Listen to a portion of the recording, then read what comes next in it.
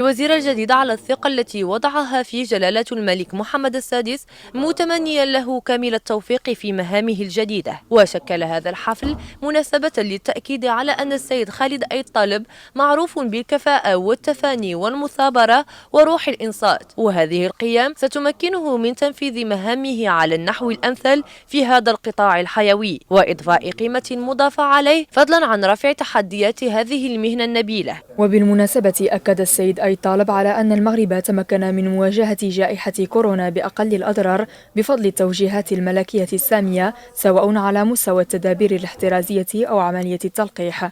وشدد على أن هذه النتائج جعلت المغرب يحتل مكانة متقدمة في مواجهة هذا الوباء على الصعيد العالمي. المهمة جسيمة وانتم كتعرفوها، ما غاديش